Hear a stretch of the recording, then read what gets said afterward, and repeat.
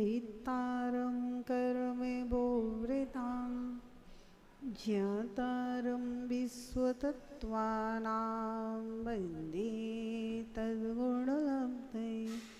जय बोले अनंतानंत पंचपरमेष्ठी भगवान की जय हो। देवादिदेव एक नट से आदिनाथ भगवान की जय हो।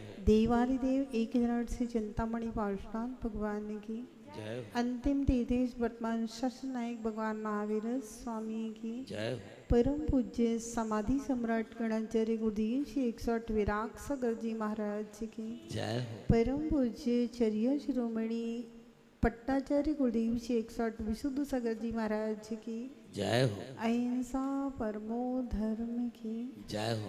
बोले परम पूज्य गणेश हमने हरिका रत्नायक समाज विभा श्री माता जी की वंदनीय हरिका संघ की जय। वंदन पाठ कर ले 7वें अध्याय का।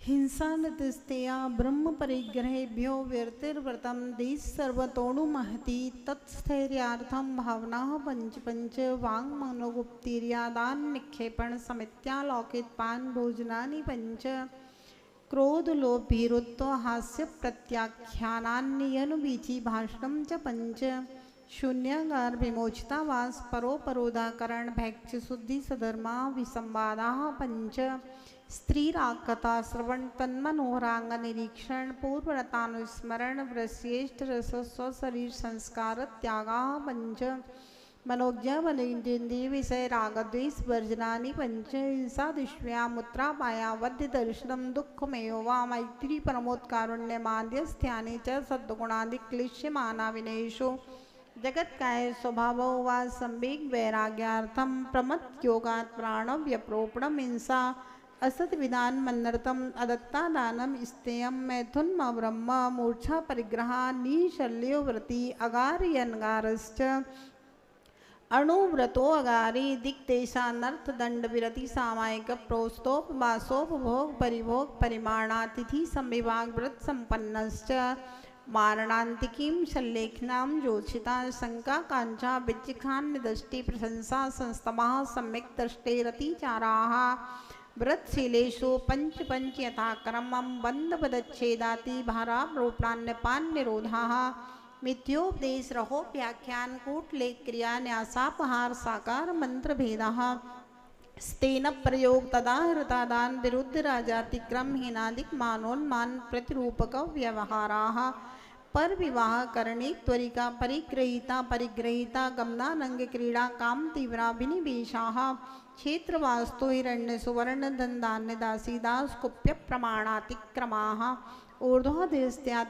ऊर्ध्वाधस्त्रियक व्यतिक्रम क्षेत्रवृद्धि स्मृत्यंतराधानानि आनयन प्रेष्य प्रयोग शब्द रूपानुपात पुद्गलक्षेपाः कंदर्प कौत्कुच्च मौखर्या समीक्षाधिकरणोपभोग परिभोगानर्थक्यानि योग धूप्रणिधानानादर स्मृत्यनुपस्थानानि अप्रत्यवेक्षिता प्रमार्जितोत्सर्गादान संस्तरोपक्रमणानादर स्मृत्यनुपस्थानानि सचित्त संबंध सम्मिश्रणोभिषौधोपक्वाहाराः सचित्त निक्षेपा विधान पर व्यपदेश मात्सर्यकालातिक्रमाः जीवित मरणाशंसा मित्रानुराग सुखानुबंध निदानानि अनुग्रहार्थम सुस्याति सर्गोदानम विधि द्रव्यदात्री पात्र विशेषास्तद्विशेषा इति तत्वार्थादिगमे मोक्ष शास्त्रे 7वां अध्याय। नमो नमः।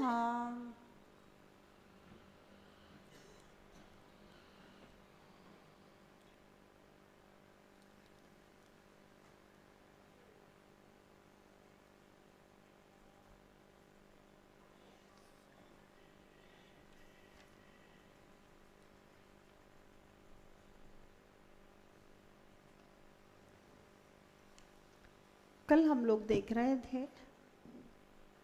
प्रमत्त योगात प्राणो व्यप्रोपणम हिंसा। प्रमाद योगों के कारण प्राणों का विप्रोपण करना हिंसा है। हिंसा का विषय बहुत सूक्ष्म है और अहिंसा का विषय भी बहुत सूक्ष्म है। जहाँ मुनिराजों के लिए कहा है सटकाए जीव न हननते सब विधि दरव हिंसा डरी रागादि भाव निवारते हिंसा न भावित अवतरी। सटकाए के जीवों की हिंसा का त्याग करने से द्रव्य हिंसा नहीं होती है और राग द्वेष आदि भावों का निवारण करने से भाव हिंसा नहीं होती है।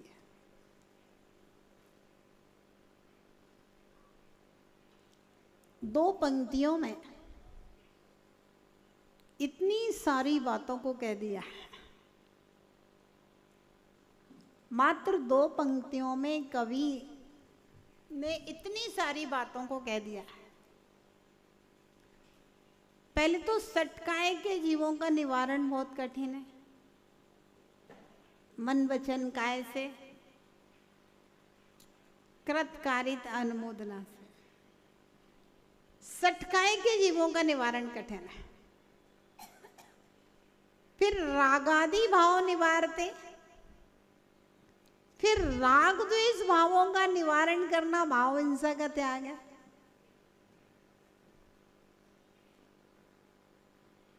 क्योंकि राग द्वेष भाव करता है। द्वेष में तो हर व्यक्ति जानता है कि हिंसा हो रही है, लेकिन राग में भी हिंसा हो रही है।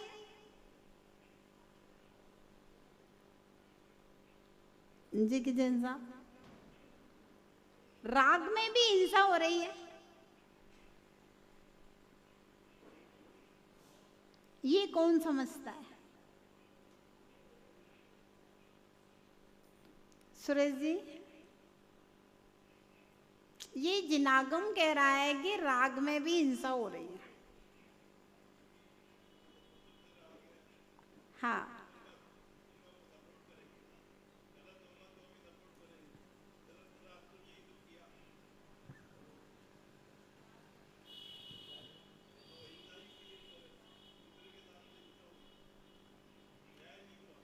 दूसरे के साथ नहीं भी करे तब भी सामान्य राग में भी हिंसा है।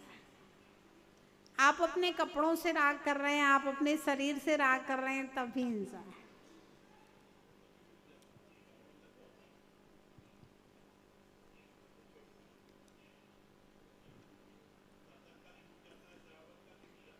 राग भी हिंसा है। चिंतन करो बैठ के। द्वेष भी हिंसा है, राग भी हिंसा है। अब क्या करें? क्या करो? क्या करें? क्या जब राग भी हिंसा है, द्वेष भी हिंसा है, जीवों को मारना तो हिंसा है ही है। अब क्या करें? राग हिंसा क्यों है? आपके पास 10 लाख रुपए का डायमंड का सेट है, आपको उससे बहुत राग है। अब उसमें कौन सी हिंसा हो रही है बोलो?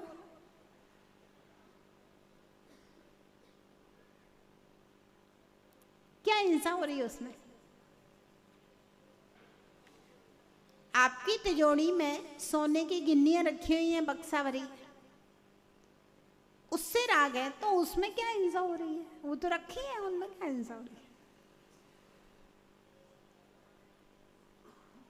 क्या हिंसा हो रही है बताओ?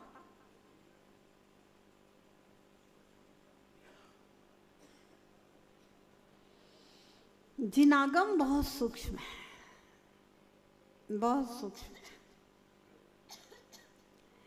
बाहरी क्रियाएं बहुत स्थूल हैं, लेकिन अंतरंग के परिणामों का परीक्षण करना ये बहुत कठिन काम है।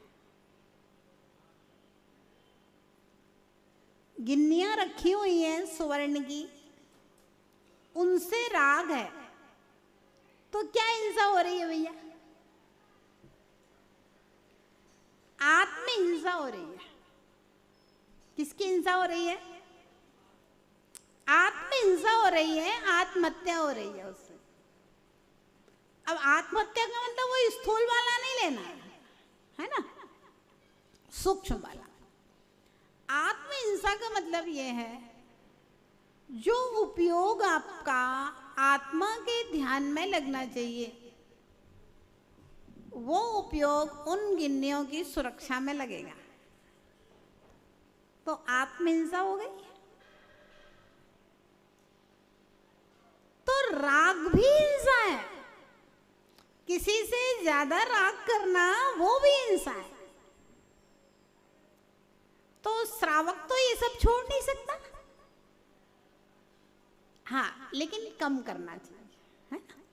श्रावक के लिए इतना ही पर्याप्त है कि वो अनीति और अन्याय का त्याग कर दे बस, और न्याय और नीति पूर्वक जीवन बिताए, घर परिवार व्यापार सब चीजों में। विषय भोग घर परिवार व्यापार को न्याय नीति पूर्वक जिए, बस श्रावक के लिए इतना पर्याप्त है। इतना अगर आपने कर लिया तो आपके लिए बहुत है। साधु के लिए आ जाइए, साधु पर। साधु के लिए तो भैया 60 काय के जीवों का हिंसा का त्याग कीजिए, किसी से भी राग मत करो, अपने शिष्यों से भी राग मत करो, अपने शिष्यों से भी राग मत करो, शिष्यों से भी द्वेष मत करो। सहज व्यवहार, सरलता, क्योंकि गुरु और शिष्य के संबंध जो होते हैं ना, वे आत्म कल्याण के संबंध होते हैं। किसके संबंध है? शिष्य जैसे जैसे आत्म कल्याण की ओर बढ़ता है तो गुरु को बहुत प्रसन्नता होती है, बहुत खुश होते हैं गुरु। और गुरु यही करते हैं कि कैसे भी शिष्य को आत्म कल्याण में लगाएं। अब उसमें शिष्य नाराज भी हो जाते हैं, हाँ? नाराज भी हो जाते हैं। अब हो जाए तो हो जाए, कोई दिक्कत नहीं है। गुरु और शिष्य का संबंध है वो एक आत्म कल्याण का संबंध है बस, धर्म रक्षा का, धर्म प्रभावना का, आत्म कल्याण का। मूल संबंध तो आत्म कल्याण है। फिर धर्म रक्षा, धर्म प्रभावना तो व्यवहार तीर्थ की प्रवर्तन के लिए कर्तव्य बन जाते हैं। मूल जो संबंध है वो आत्म कल्याण का संबंध है, गुरु और शिष्य का संबंध। और मोक्ष मार्ग हमेशा गुरु और शिष्य संबंधों से ही चलता है। अगर गुरु किसी को शिष्य माने और शिष्य उसको गुरु नहीं माने तो भाई नहीं चल सकता। पहले शिष्य को गुरु मानना पड़ेगा, तब गुरु शिष्य मानेगा। क्योंकि जो अपने आप को समर्पित कर देता है तो गुरु उसको अपने अनुशासन में रखता है। और जब समर्पण भाव ही नहीं है गुरु के प्रति, आप गुरु ही नहीं मानते हो और गुरु आपको जबरदस्ती अपने अनुशासन में रखेगा तो क्या होगा? द्वेष पैदा होगा, शिष्य के अंदर द्वेष पैदा होगा गुरु के प्रति। और गुरु के प्रति द्वेष पैदा हो गया तो फिर तो आत्म कल्याण वहीं से विपरीत दिशा में चला जाता है। इसलिए आगम में कहा है मोक्ष मार्ग में चलने के लिए सबसे पहले गुरु की आवश्यकता होती है कि कौन मेरा गुरु है। ये बात महत्वपूर्ण हुआ करती है। किसको हम गुरु मानते हैं, किसके प्रति मेरी श्रद्धा है, किसकी आज्ञा और अनुशासन में हम रहना चाहते हैं, ये हमारा अपना विषय है ना। फिर गुरु देखता है कि भैया क्या स्थिति है, तो पहला कर्तव्य शिष्य का, बाद में दूसरा कर्तव्य गुरु का। तो कहने का मतलब ये है कि घर परिवार में तो न्याय और नीति पूर्वक काम कर ले, बस इतना ही कर्तव्य पर्याप्त है। और मोक्ष मार्ग में जो आ गए हैं, साधक है उनको तो साधना करना है सिर्फ, लेकिन जो संघ संचालक है तो उसको समाज को भी देखना है, जिन शासन की कैसे उन्नति हो उसको भी देखना है, जिन शासन कैसे आगे बढ़े उसको भी देखना है, और अपनी शिष्य परंपरा, अपने जो शिष्य हैं उनको भी देखना है, भाई कौन क्या कर रहा है, कैसे कर रहा है, कैसे इनको कल्याण के मार्ग पर। कोई कोई नहीं सुनता है कोई शिष्य, तो उसमें गुरु का कोई दोष नहीं, गुरु तो सुनाते हैं, और वो नहीं सुने, अब भाई नहीं सुनना तो अब गुरुजी बेचारे क्या करें, कोई संग से भगा थोड़ी ना देंगे किसी को। कभी बच्चा आपकी बात नहीं सुने तो घर से थोड़ी ना निकाल देते हैं, फिर समझाते हैं, नहीं सुनता है, फिर समझाते हैं, कई बार नहीं सुनता है तो भैया ठीक है, उसको भी निभाया जाता है, जिसका जैसा स्वभाव होता है उसको वैसे निभाया जाता है। तो जो आचार्य बन गया है, जो साधक बन गया है, वह सटकाए के जीवों की हिंसा से विरक्त, फिर उसके साथ साथ में राग द्वेष से भी रहित, तब वह भाव हिंसा का त्यागी होता है।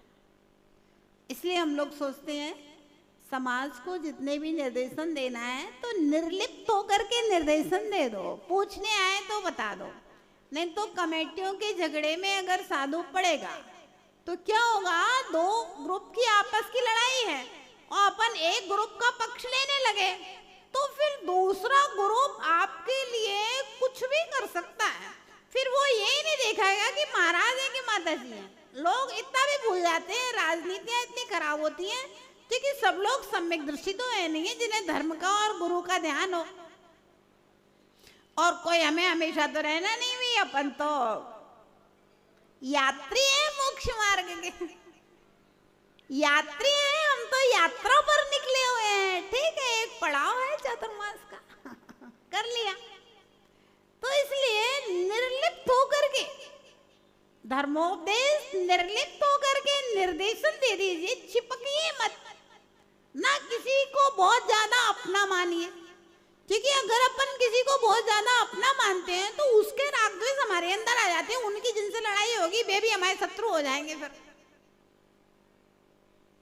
जैसे जब हम किसी एक व्यक्ति से ज्यादा चिपक जाते हैं ना तो हमारी आंखों पर राग का पर्दा पड़ जाता है, फिर वो जैसे जैसे अपने कानों में कहता है वैसी वैसी बातें अपने उस व्यक्ति के, दूसरे के विषय में धारणा बनती जाती है, तो हमें सारे लोग बुरे लगने लगते हैं, फिर उसके बाद में कोई अच्छा ही नहीं लगता है।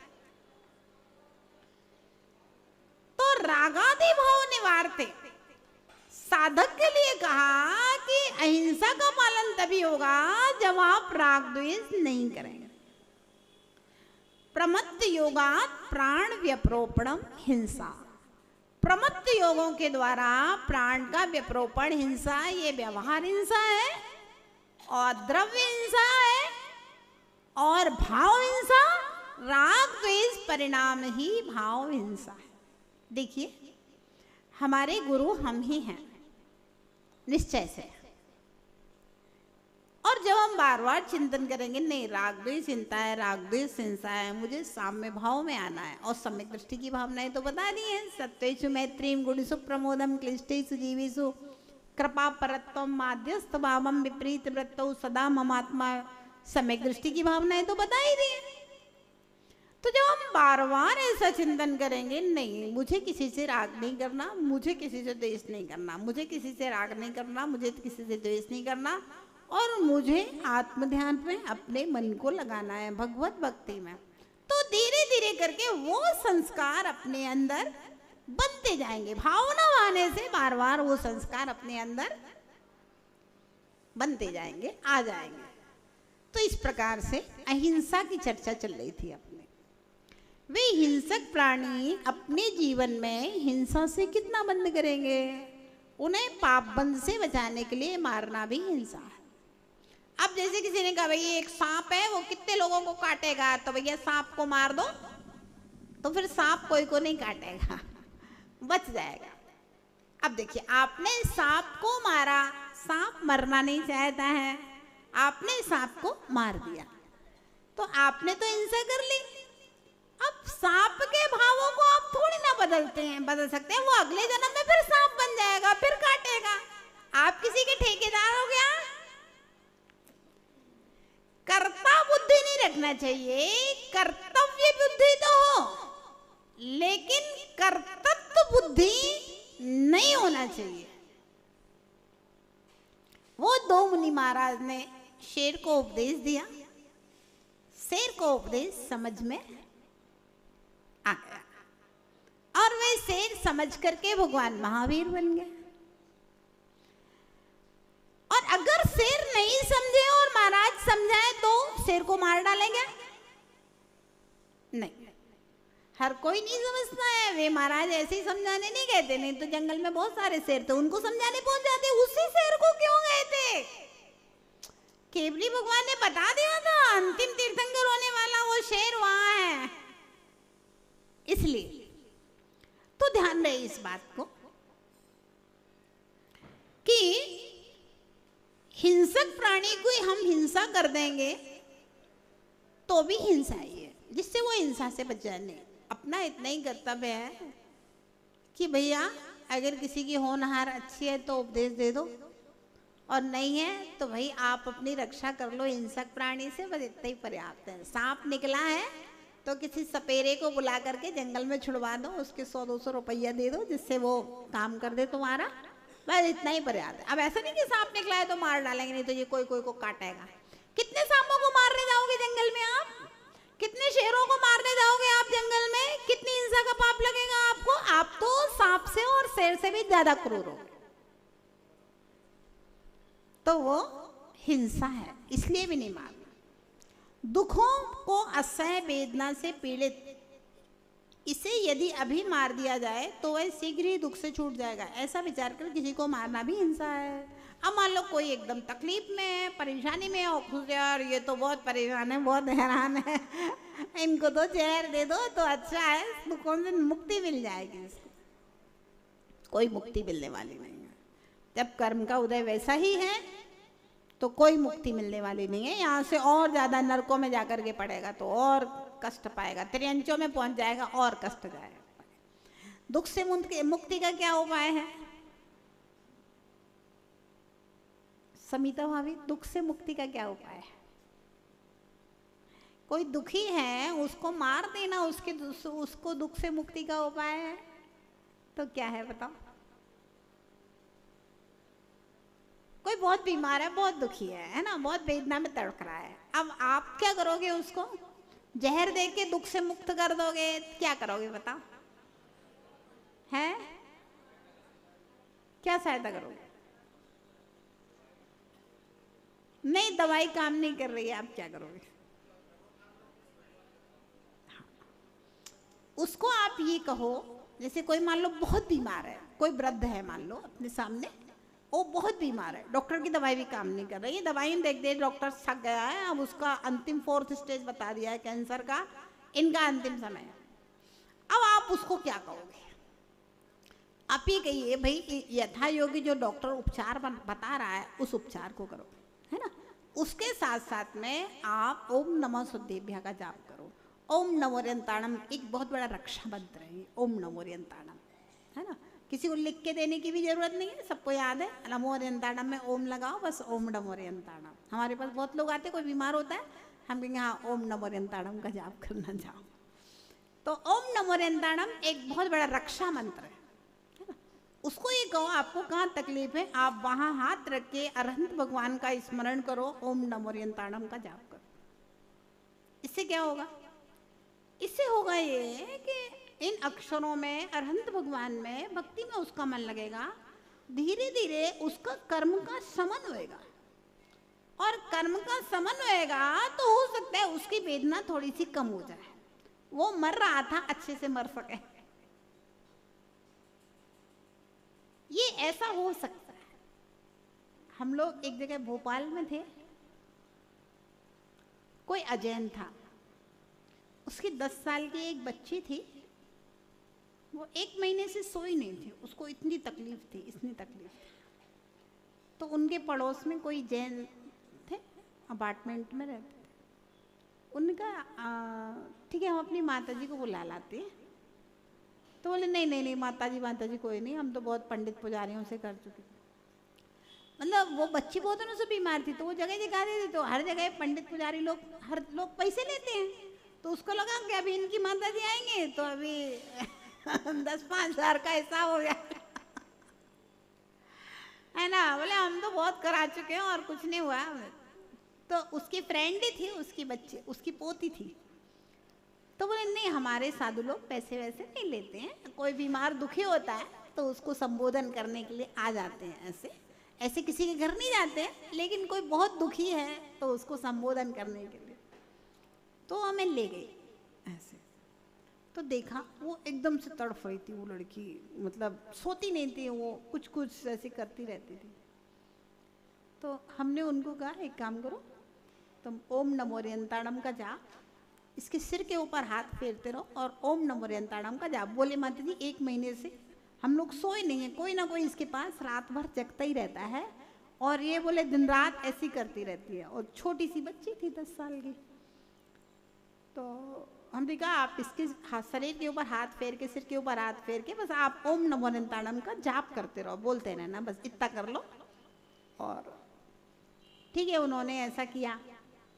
तो वो दूसरे दिन बोली उनको कि आज हमारी बच्ची बोले 1 महीने के बाद रात में सोई है। बोले हम लोग सोए हैं।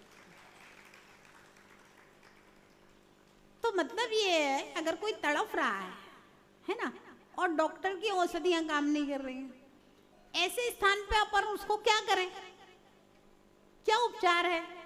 तो वही उसके ऊपर आप ओम नमो रियंताणम करके हाथ फेर दो, उसको खुद को कहो कि आप ओम नमो रियंताणम बोल। अपने भी शरीर में कहीं बहुत वेदना होए ना, और अपने को जैसे सिर ही दर्द कर रहा है, तो अपन सिर के ऊपर हाथ रख के लेट करके अपना ओम नमो रियंताणम अपने सिर के ऊपर, मस्तक के ऊपर स्मरण करो, जाप करो, धीरे धीरे करके आपको नींद आ जाएगी रात में।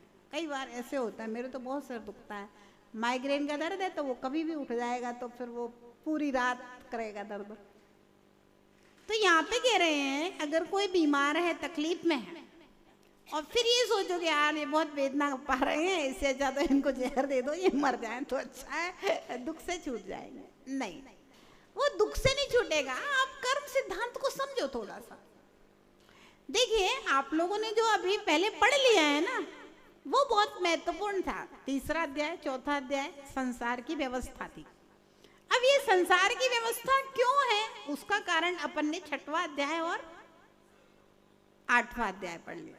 अब हमें क्या करना चाहिए, ये 7वें अध्याय में पढ़ाया जा रहा है, तो उसके लिए पब्लिक गोल हो गई आधा अधूरा ज्ञान हो गया है। देखिए ऐसा है, उपाय तो सरल भी होते हैं और कठिन भी होते हैं, और जब हमारे चारित्र मोहिनी कर्म का क्षयोपशम नहीं है तो हम कठिन काम नहीं कर सकते। तो कम से कम एक बार हम सरलता से आगे बढ़ते हैं तो चारित्र मोहिनी कर्म का क्षयोपशम बढ़ता जाएगा, तो फिर अपन आगे बढ़। जैसे मान लीजिए कोई मंदिर नहीं आता, हम डायरेक्ट कहेंगे भैया तुम पूजा करो, उसका इतना चारित्र मोहिनी कर्म का क्षयोपशम नहीं है कि वो पूजा करे, उसका मन ही नहीं लगेगा पूजा करने।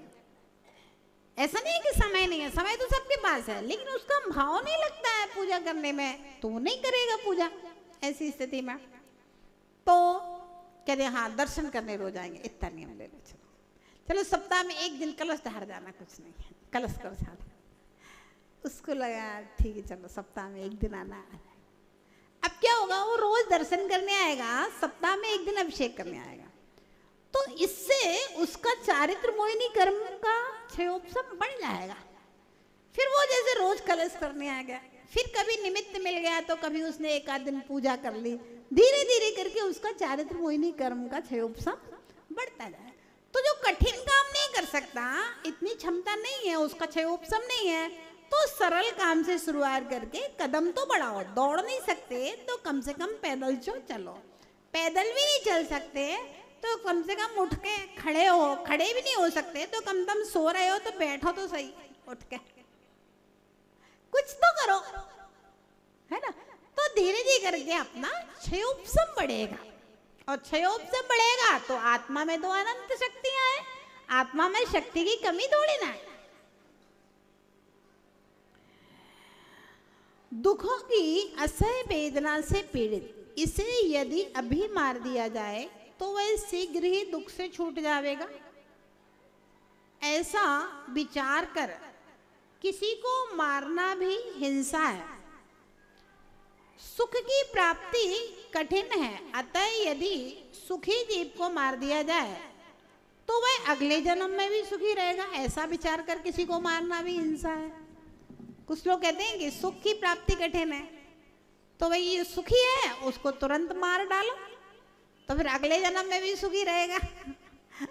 तो यह नहीं, जो दुखी है उसको मारना भी हिंसा है, जो सुखी है उसको मारना भी हिंसा है।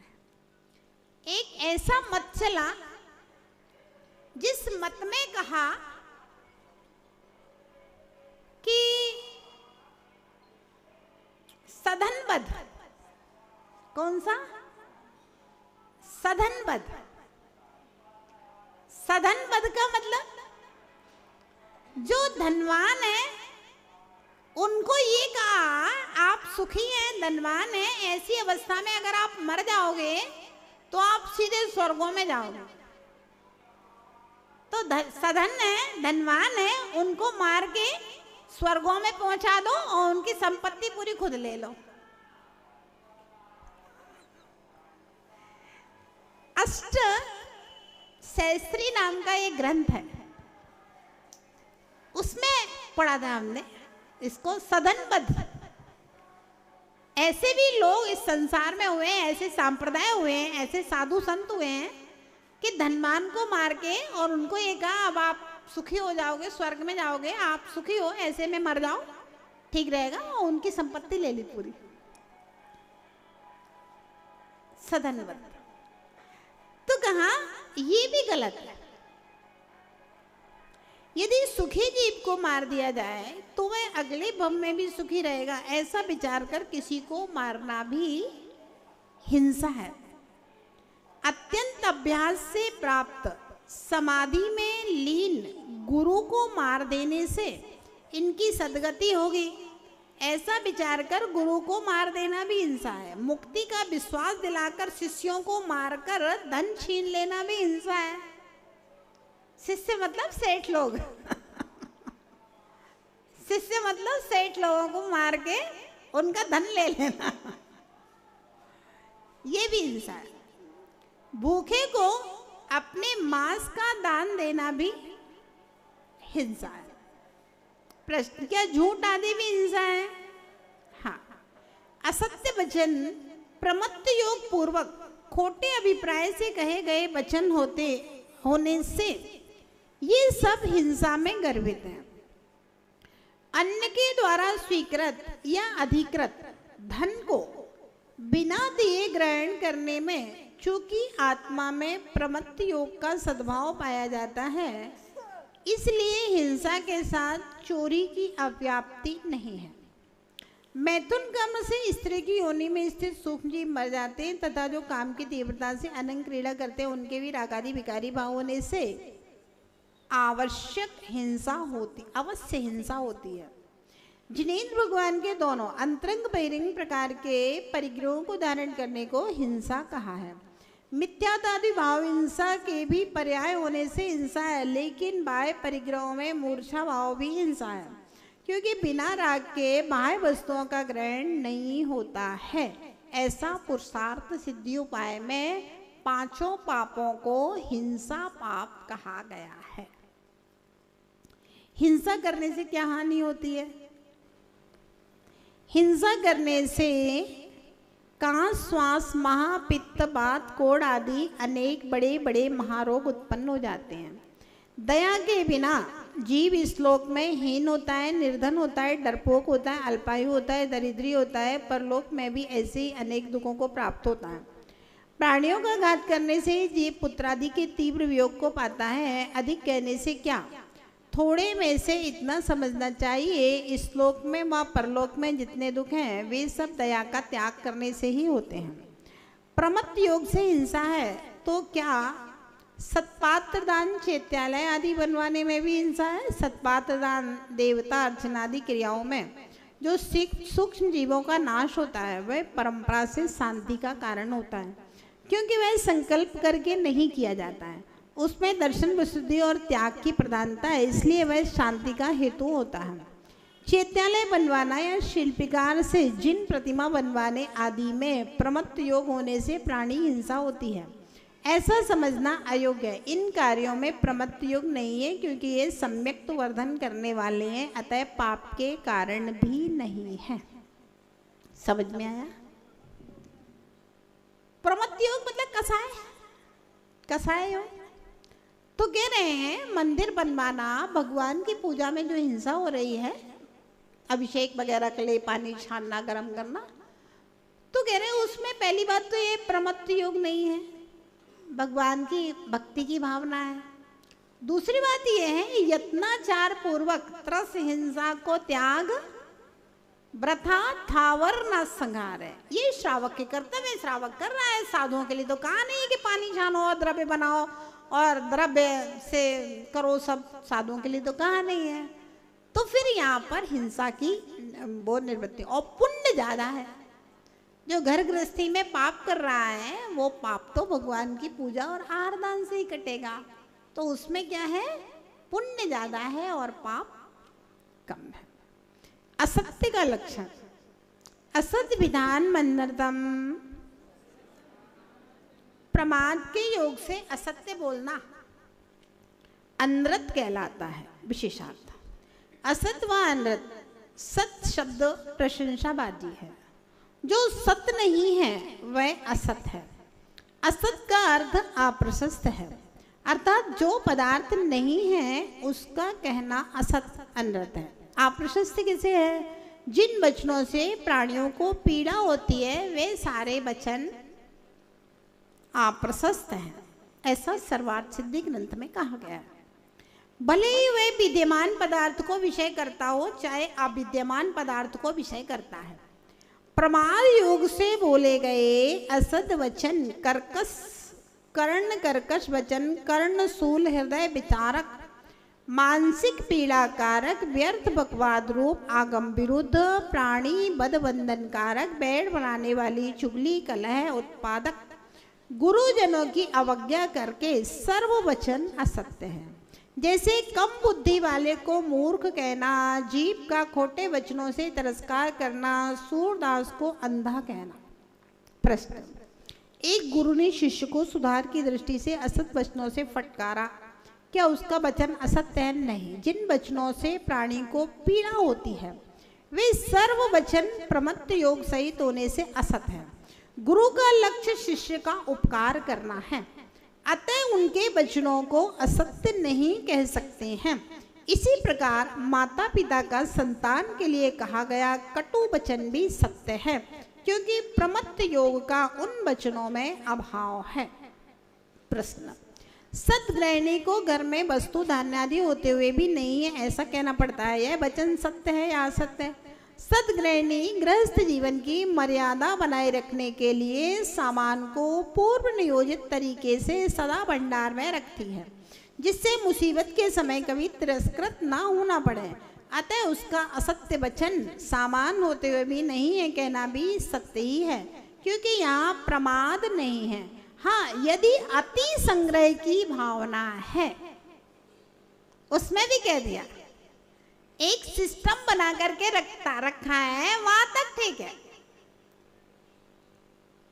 सिस्टम बना करके रखा है वहां तक ठीक है, लेकिन सिस्टम के बाहर जाना, अति संग्रह करना, तो वह फिर असत्य है। चोरी का लक्षण, अदत्ता दानम स्तेयम, प्रमाद के योग से बिना दी हुई किसी वस्तु के ग्रहण करने को स्तेयम, चोरी कहते हैं। अदत्त, दत्त यानी दिया हुआ, ना दत्त इति अदत्त, यानी कि नहीं दिया हुआ द्रव्य। आदान अर्थात ग्रहण करना, बिना दिया गया पदार्थ ग्रहण करना अदत्ता दान है। जिस द्रव्य का कोई स्वामी है उस द्रव्य को स्वामी के द्वारा नहीं दिए जाने पर भी ग्रहण करना अदत्ता दान कहलाता है। रास्ते में पड़े पैसे या सोना आदि किसी भी वस्तु को उठाकर शुभ काम में लगाना युक्त है या नहीं। यद्यपि शुभ काम में लगाने के परिणामों से उठाना युक्त है, तथापि जिसकी वस्तु है यदि वह वहां खोजने आवे ना मिले तो उसके परिणामों में संक्लेश होगा। अतः बाह्य वस्तु ली जाए या ना ली जाए, जहाँ संक्लेश रूप परिणामों के साथ प्रवृत्ति होती है वह चोरी है। उत्तम तो यही है पर वस्तु की ओर दृष्टि ही नहीं करना चाहिए। कुशील अब्रह्म का लक्षण। मैथुन ब्रह्म, मैथुन को अब्रह्म, कुशील पाप कहते हैं। चारित्र मोहिनी कर्म का उदय होने पर राग भाव से युक्त स्त्री और पुरुष के जो एक दूसरे के स्पर्श की इच्छा होती है वह मिथुन कहलाता है। मिथुन का कार्य मैथुन कहलाता है। क्या स्पर्श मात्र अब्रह्म है? प्रमत्त योगात पद की यहाँ अनुवृत्ति है, इसलिए रति जन्य सुख के लिए स्त्री पुरुष की मिथुन विषयक जो चेष्टा है वही अब्रह्म है। स्पर्श मात्र अब्रह्म नहीं है। यदि स्पर्श मात्र अब्रह्म कहा जाएगा तो माता पुत्र, पिता पुत्री, सास बहू, सास जमाई, लोक प्रचलित स्नेह पूज्यता में चरण स्पर्श, आशीर्वाद आदि व्यवहार भी दूषित हो जाएगा। अब्रह्म पाप, एक बार भोग करने में 9 लाख 30 जीवों का घात होता है। अब्रह्म हिंसा, झूठ, चोरी, कुशील, परिग्रह 5 पापों को पुष्ट करता है। मैथुन सेवन में दक्ष जीव 30 स्थावर जीवों की हिंसा करता है, झूठ बोलता है, चोरी करता है, चेतन अचेतन सभी प्रकार के परिग्रहों को एकत्रित करता है। कहा भी है विषयासक्त चित्तानाम जीवानाम गुणा कोवाना नश्यति, न वैदिष्यम न मानुष्यम न विजात्यम न सत्यभाग, छत्र चूड़ामणि वादीपराज सूर्य। अब परिग्रह पाप का लक्षण। मूर्छा परिग्रह, मूर्छा को परिग्रह कहते हैं। पर पदार्थों में ममत्व को मूर्छा कहते हैं। अहमेदम ममेदम, मैं और मेरा। अहम इदम, मैं ही सब कुछ हूं और मेरा ही सब कुछ है, मैं मेरा, ये मूर्छा कहलाती है। बाएं धन पर पदार्थों में ममत्व मूर्छा कहते हैं, अथवा गाय भैंस मणि मोती आदि चेतन अचेतन बाह्य उपाधि तथा रागादि रूप अभ्यंतर उपाधि का संरक्षण, अर्जन, संस्कार आदि रूप व्यवहार मूर्छा कहलाते हैं। परिग्रह बाह्य धन दान आदि पदार्थों और अंतरंग रागादि परिणामों में यह मेरा इस प्रकार का संकल्प परिग्रह है, क्योंकि इस प्रकार के संकल्प के होने पर संरक्षण आदि रूप भाव होता है। परिसमन्तात ग्रहती परिग्रह, जो चारों ओर के तरफ के ग्रहण किया जावे वह परिग्रह है। एक निष्प्रयी राजा अपरिग्रही और एक भिकारी परिग्रही कैसे? एक राजा अरबपति होकर भी यदि बैरागी है, अनासक्त है, धन वैभव को निस्सार क्षणभंगुर मानकर छोड़ने की इच्छा से भोग रहा है तो वह परिग्रह रहते हुए भी अपरिग्रही। और एक भिखारी महिलाओं के सपने देख रहा है, ममत्व में लगा हुआ है तो परिग्रही है, क्योंकि राजा के अप्रमत्त योग है, भिखारी के प्रमत्त योग है। अच्छा, अथवा किंचित प्रमाद है। रागादि परिणामों के समान ज्ञान आदि में भी यह मेरा है ऐसा संकल्प देखा जाता है, अतः ज्ञान आदि को परिग्रह कहना चाहिए। उत्तर, जो ज्ञान दर्शन चारित्र वाला है वह प्रमाद रहित है, अतः उसके मूर्छा का अभाव होने से परिग्रह रहित पना सिद्ध हो जाता है। हिंसा आदि पापों में प्रसिद्ध जीवों के नाम: हिंसा में दंश्री, असत्य में सत्यघोष, चोरी में तापस, कुशील में कोतवाल यमदंड और शमशुर नवनीत परिग्रह पाप में प्रसिद्ध हुए। इनकी कथाएं शास्त्रों से जान लेनी चाहिए। इस प्रकार से यहाँ पर 5 पापों का वर्णन किया है। इसके विषय में किसी का कोई प्रश्न है तो पूछ सकते हैं।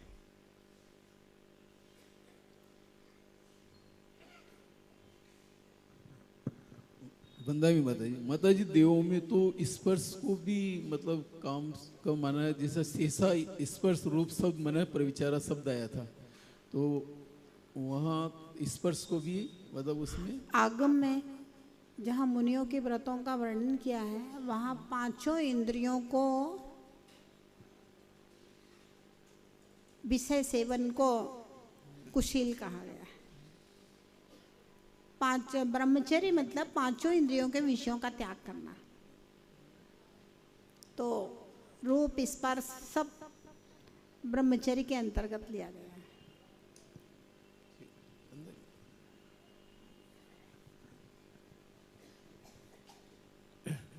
वंदनी माता जी आपने बताया कि हिंसा एक सूक्ष्म रूप है। सूक्ष्म रूप कैसे, तो बहुत विराट रूप है। और दूसरा मतलब ये कहा हिंसा का जो मतलब पकड़ने वाली जो चीजें हैं ना वो बहुत सूक्ष्म है। जब हम राग द्वेष वाली हिंसा में जाएंगे, भाव हिंसा में, तो बहुत सूक्ष्म है, हम लोग पकड़ के हमारी पकड़ में नहीं आ पाती। और बाकी तो स्थूल रूप से हिंसा तो व्यवहार में हिंसा दिखती है, वो तो स्थूल है ही। दूसरा आपने बताया कि हम लोग जैसे देखते हैं कि आजकल लोग जो है पूजा पाठ भी करते हैं, तो वो लोग सोने के थाल, सोने के जो बर्तन लेके या चांदी के बर्तन लेके, और कई मंदिरों के अंदर तो चांदी के थाल होते हैं। तो वो क्या परिग्रह हिंसा नहीं है? क्योंकि जब जो लोग खुद के लेके जाते हैं उनका ध्यान पूजा में तो होता नहीं है। वो कहते हैं पूजा खत्म हो, उनका ध्यान उधर ही चला जाता है कि कहीं कोई ले नहीं जाए मेरे बर्तन। तो ये कहाँ तक सही है? और मंदिरों में भी चांदी के बर्तन लोग देते हैं पूजा में, तो उनको भी लगता है कि जैसे ही पूजा खत्म करें तुरंत उन बर्तनों को जो है पूजा के बर्तनों को आप परिग्रह पाप कह रहे हो। और जो डायमंड की चूड़ियां और डायमंड के नेकलेस पहन के मंदिर में आ रहे हैं वो नहीं। तो अभी जैसे बताया, अगर मन नहीं लग रहा है पूजा में, आपका ध्यान संपूर्ण ध्यान उसमें है, तो डायमंड का अगर आप पहन के आएंगे तो दिखावा में मन और लगेगा। कोई पूछ ले कि ये चूड़ियां कहाँ से आई, कब खरीदी, बहुत सुंदर लग रही हैं, वो तो और ज्यादा गड़बड़ है। यहाँ तो भगवान की भक्ति की भावना है कि मैं चांदी के बर्तनों में भगवान की पूजा करूं, और वहाँ तो और गड़बड़ काम है। नहीं वो भी गड़बड़ है। अच्छा, दूसरा तरफ जो है, मैंने जब मैं थाईलैंड में रहता था तो वहाँ हमने मैदौल यूनिवर्सिटी में जैन फिलॉसफी पे पूरा कोर्स कराया था। तो उसमें हिंसा का जो रूप बताया वो तो इतना विस्तृत था। क्या वो भी हिंसा है? जैसे उन्होंने बताया कि हम किसी को नीच, किसी को ऊंचा, किसी को कैसी भी भावना से देखते हैं।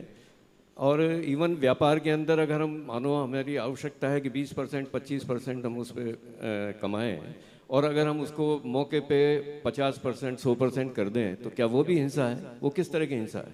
बता दिया ना, रागादि भाव वो राग ही है। अगर हम 20% कमाई कर रहे हैं और हम 80% कमाएं तो वो भी हिंसा ही है भाई। नकली बाल बेच करके आप 10 रुपया की दवाई 100 रुपया में दे रहे हो, पानी का इंजेक्शन बेच रहे हो। कोरोना के समय 10-10 हज़ार के पानी के इंजेक्शन बेचे हैं, तो वो भी तो हिंसा ही है। धन के प्रति राग, लोभ, प्रमत्ति योग, हिंसा ही है, सब हिंसा है। इसलिए तो मैंने कहा बहुत सूक्ष्म है हिंसा का रूप। वंदाई माता जी, अभी आप आदत्ता दानम स्थेम में बताया माता जी कि जो चीज नीचे पड़ी हुई हो उसको उठाना भी मतलब जो है वो सही नहीं है। भाई अब ठीक है, अपने सामने कोई चीज पड़ी है, अब मैं नहीं लूंगा तो कोई और लेगा उसको, कोई तो लेगा सही उसको। अब सपोज करो मेरे पास सोने की कोई डली पड़ी है सामने, अब मैं जाऊंगा तो उसको जरूर उठाऊंगा, या भाई सोना है तो उठाऊंगा ही सही उसको। ये तो प्रकृति मान लो, कुछ भी मान लें, उठाएंगे सही उसको अपन। माता जी कोई भी चीज छोड़ेगा नहीं, उसको दिखेगा उठाएगा जरूर उसको, कोई भी हो वो उसको उठाएगा। अब उसको मैं अच्छे कार्य में लगाता हूँ या गलत कार्य में लगाता हूँ, ये मेरी सोच है माता जी। अब आपने कहा कि मान लो वो ढूंढता हुआ है, ठीक है वो ढूंढता हुआ है तो अपन उसको दे सकते हैं, वो चीज अलग है, पर कोई उसका मालिक ही नहीं है, कोई है ही नहीं मान लो, तो उस वक्त में क्या करेंगे फिर अपन? तो 2 बातें कह दी ना। हाँ, कि उत्तम तो ये नहीं उठाए, फिर अपन उठा करके उसके मालिक को देख लो, आसपास पूछ लो कि भाई कोई इसका मालिक है, किसी की खो तो नहीं गई है, देख लो, है ना। और फिर नहीं खो गई है, किसी की नहीं है, तो वही है फिर अपना परोपकार में लगा दे माता जी। अगर अपने लिए तो नहीं लेंगे। हाँ भाई, 2-5 रुपए की बात हो तो अपन गुल्लक में डाल दिए, चलो ठीक है। अब लेकिन सामने इतनी बड़ी कोई चीज पड़ी हो तो अपन कई बार सोचते हैं कि एक काम करो, आधा कर देते हैं, आधा अपने पास रख लेते हैं, मान लो। देखो भैया, जो व्यक्ति बड़ी चीज को अपने पास रख लेगा, वो 2 रुपया को भी अपने पास ही रखेगा। क्योंकि ये एक व्यवस्था है मन की, है ना, लोभ प्रवृत्ति की व्यवस्था है। जो आदमी 500 में बिक सकता है वो 5000 में भी बिक सकता है। जो 5000 में बिक सकता है वो 5 रुपया के लिए भी बिक सकता है। वंदना जी माता जी। माता जी इसी से जुड़ा एक प्रश्न और है माता जी। कुल मिला के बात ये है रितेश भैया, हाँ नहीं ठीक है, कोई बात नहीं। कुल मिला के बात ये है, पहले इंसान को अपने पुण्य और पाप को देखना चाहिए। मेहनत करके, मतलब जैसे छोटा बच्चा है, अब मान लो पापा की तो कमाई कुछ नहीं है और बच्चा बहुत हाई फाई उसमें चला जाए, अब कहाँ से आएगा? कोई ना कोई गलत काम करेगा। तो बच्चे को भी पहले अपने घर की क्या परिस्थिति है और हमें कैसे जीना है, ये भी माँ बाप को उसको क्लियर कट करके रखना चाहिए। और दूसरा बात ये, अब बच्चा थोड़ा बड़ा हो गया, पहले तो बच्चा था, मान लीजिए 15-17 साल का हो गया, अब वो खुद कमाने लायक हो गया। 15 साल का बच्चा किसी को ट्यूशन पढ़ा के भी कमा सकता है। किसी KG1 KG2 पहली दूसरी क्लास वालों को, बच्चों को ट्यूशन पढ़ा दीजिए, घंटे 2 घंटे कुछ अपनी पढ़ाई का खर्चा निकाल लीजिए। तो उस समय बच्चे को हाई फाई खर्चे की ओर ना जा करके पहले मैं मेहनत करके क्या कमा सकता हूँ इसको देखना चाहिए, और फिर जितना कमा सकता हूँ उतने में मैं कैसे अपने खर्चे को मेंटेन कर सकता हूँ। अगर यहाँ हमारी दृष्टि रहेगी तो हम गलत काम की ओर जाएंगे नहीं। मुझे गलत काम करना ही नहीं है, मुझे सही काम करके जितनी मेरी कमाई है उसमें ही मुझे सारे काम मेंटेन करना है। सही बात। अब कोई गलत काम होगा ही नहीं। माता जी कहते हैं ना, कई बार किसके गड़ाधन निकलता है, तो वो गड़ाधन निकलता है, अपन को पता नहीं है, पर लेकिन कहते हैं यार पहले बहुत गरीब था पर इससे गड़ाधन निकल गया तो ये बहुत आज पैसे वाला हो गया। अब वो गड़ाधन निकला मान लो अपने घर में, तो अब वो किस चीज में आएगा? वो हिंसा में आएगा कि किस चीज में आएगा माता जी? फिर वो आपका पुण्य है, कोई हिंसा नहीं है उसमें। हाँ। गड़ा धन जो निकला है, अरे भाई अगर आपके व्यापार में भी कमाई हो रही है तो वो भी तो गड़ा धन ही है। पिछले जन्म का पुण्य है, वो व्यापार में कमाई के रूप में आ रहा है, वो भी तो गड़ा ही धन है। पिछले जन्म में जो बीज बोए थे, गाड़े थे, वे तो आज व्यापार में उदय में आ रहे हैं। सारा गड़ा धन ही है। पर माता जी वो तो मेहनत करने पे मिल रहा है, बिना मेहनत से मिल रहा है। बिना मेहनत के जीव को कुछ नहीं मिलता है, वो पिछले जन्म में दान किया होगा इसलिए वो गड़ा हुआ मिला है। ठीक, वंदा भी माता जी। वंदना माता जी। माता जी जैसे आपने बताया है कि अगर कोई गुरु किसी शिष्य को कर्कश वचन बोलता है या कुछ भी बोलता है तो उसको अपन प्रमाद योग से बोले गए असत वचन बोलते हैं। जैसे माता जी कई बार क्या होता है कि स्टूडेंट बैठा है और भी स्टूडेंट बैठे हैं, वहाँ पे अगर गुरु उसको कुछ बोल देता है और अगर खास तौर पे अगर उसके जैसे लड़कियां वगैरह भी साथ में बैठती हैं और उसके सामने कुछ बोल देता है, वो अपने पे ले लेता है और उसके चलते वो कुछ भी ऐसा कार्य कर लेता है, तो उसका क्या होगा माता जी? फिर गुरु को कुछ दोष लगेगा, क्या होगा? कैसा कार्य कर लेता जैसे है? माता जी आजकल होता है कि कई बार ज्यादा अगर गुरु ने बोल दिया तो सुसाइड वगैरह भी कर लेता है बच्चा। ऐसा है, गुरु को थोड़ा सा लोक व्यवहार का ज्ञाता भी होना चाहिए। कौन व्यक्ति कैसा है और क्या परिस्थितियां हैं, उनके अनुसार भी गुरु को थोड़ा सा व्यवहार करना चाहिए। लेकिन माता जी जैसे इसमें लिखा है ना कि असत वचन से उसका प्रमाद योग असत वचन का तात्पर्य कोई भी छोटी सी बात भी कहो तो भी वो ही है ना। जैसे कोई शराब पीने वाला है और उसको कह दिया कि नहीं भाई पीने का त्याग कर दो, तो उसके लिए तो वो बुरा ही है ना। असत वचन का मतलब तो ये भी है ना, किसी से कहा रात्रि भोजन का त्याग कर दो तो उसके लिए तो वो भी असत ही है ना, उसको नहीं सुहा रहा है, उस अपेक्षा से कहा।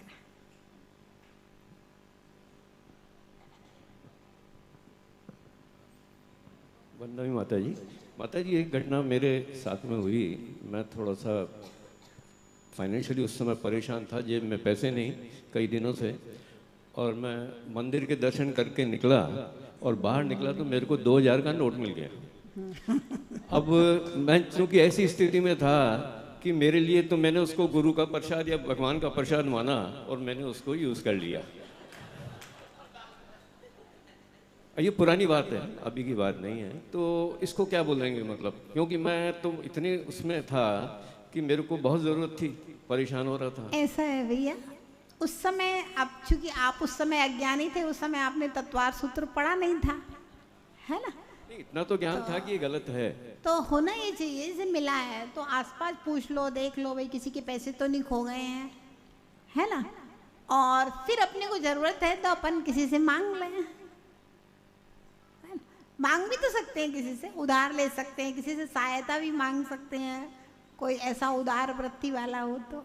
वो तो मैंने प्रसाद मान के ले लिया। अब वो 2000 रुपया आप दान कर देना है एक्स्ट्रा, उस समय लिए थे, ब्याज सहित 4000 दान कर देना हो तो। वंदन माता जी। या फिर किसी जरूरतमंद को कभी दे देना, कभी आपको लगता है इस आदमी को बहुत ज्यादा जरूरत है, मेरी जैसी आवश्यकता है, तो उसको दे देना, तो वो कर्जा तुम्हारा चुक जाएगा।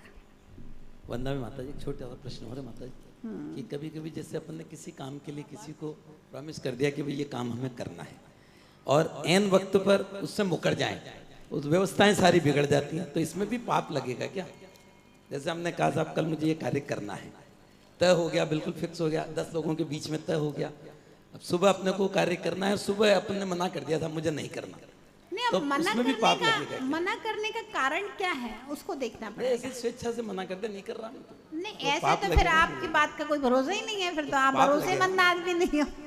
तो पाप में आ जाएगा। मना करने का कोई ना कोई कारण तो होता है ना, भाई इससे कोई नुकसान हो रहा है इस कारण से नहीं करना है, या लोग अपने फेवर में नहीं है इस कारण से नहीं करना है, कोई कारण होगा। वंदना में माता जी। जय बोलिए महावीर वीर भगवान भगवान की जय। पूछ लीजिए। वंदना माता जी, आपने सूक्ष्म से सूक्ष्म चीज़ों के लिए हिंसा का जो बताया बहुत ही अच्छा है, लेकिन जैसे आज कोई चीज़ अगर हमको नुकसान पहुंचा रही है, क्या उसको नुकसान से हटाने के लिए क्या वो हिंसा कहलाएगी? दूसरा, जो सरहद पे जवान लड़ रहा है और सामने वाले को मार रहा है, वो भी क्या हिंसा कहलाएगी? नहीं, जवान जो सीमा पे लड़ रहे हैं वो किसी को मारने की भावना से लड़ रहे हैं तो हिंसा है, देश की रक्षा के लिए अगर कर रहे हैं तो वो अहिंसा है। इसी प्रकार अगर कोई ऐसी चीज़ें जो नुकसान पहुंचाने वाली है इंडिविजुअल को या समाज में, उसके प्रति भी अगर कुछ ऐसा किया जाए तो वो भी हिंसा कहलाएगी? नहीं, अगर कोई नुकसान वाली चीज़ को अगर अपन रोकते हैं तो वो हिंसा तो नहीं है, लेकिन लोक व्यवहार में सोच समझ के काम करना चाहिए। आपकी क्षमताएं कितनी हैं और आपके फेवर में लोग कितने हैं, इसको देख लेना चाहिए। बोलिए। चलिए अब जुड़ते हैं अगले